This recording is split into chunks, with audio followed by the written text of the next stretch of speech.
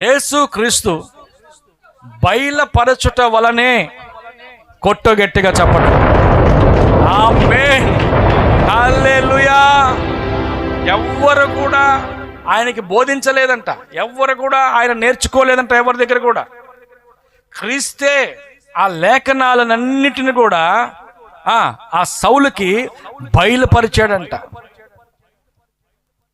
ధర్మశాస్త్రంలో ఉన్నటువంటి క్రీస్తుకు సంబంధించిన వచనాలు జ్ఞానులకి బోధపడలేదు, పరిసయ్యులకి బోధపడలేదు, సద్దుకాయులకి బోధపడలేదు, ఎవ్వరికి కూడా కనిపించడం లేదు. అవి ఆ వాక్యమే శరీరధారి అయి వాళ్ళ ముందు సంచరిస్తున్నా కూడా వాళ్ళు గుర్తెరగలేకపోయారు. ఆయన చెప్తున్నాడు, ఆ లేఖనమును మీరు నమ్మిన ఎడల నన్ను కూడా మీరు నమ్ముచారు కదా. మోషే రాసిన ధర్మశాస్త్రాన్ని నమ్ముతున్నారు కానీ మోషే రాసిన ధర్మశాస్త్రంలో ఉన్న క్రీస్తుని నేనే అంటే వాళ్ళు నమ్మలేకపోతున్నారు. ఆమేన్, హల్లెలూయా. సంగమా, పునరుత్థానమును గురించి నువ్వు ఎలాగ నమ్ముచున్నావంటే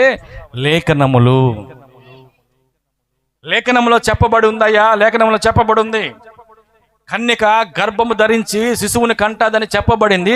అలాగే క్రీస్తు జన్మించాడు. ఆయన పుట్టుక దీనిలో ఉంది, ఆయన సంచరించే దినాలు దీనిలో ఉన్నాయి. ఎప్పుడు ఎక్కడికి వెళ్ళాలో సమస్తము దీంట్లో రాయబడి ఉన్నాయి. చెప్పాను కదా ఒకసారి, అలెగ్జాండరు యూదా దేశం మీదకి వెళ్తున్నప్పుడు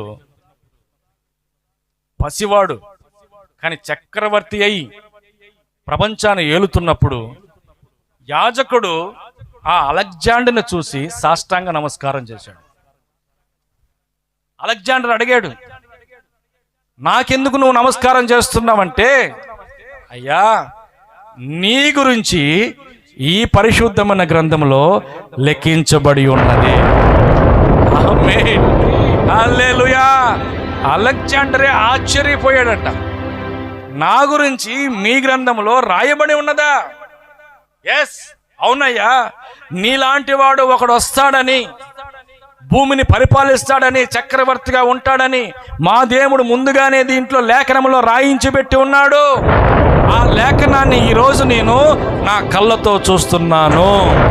ఆమేన్, హల్లెలూయా. ప్రపంచాన్ని గెలిచాడేమో అలెగ్జాండర్, గుర్తుపెట్టుకో, మరణములో ఓడిపోయాడు. కానీ నేను ఆరాధిస్తున్న ఆ దేవుడు మరణపు ముళ్ళుని విరిచి మరణాన్ని గెలిచిన వాడయ్యున్నాడు. ఆమేన్, హల్లెలూయా.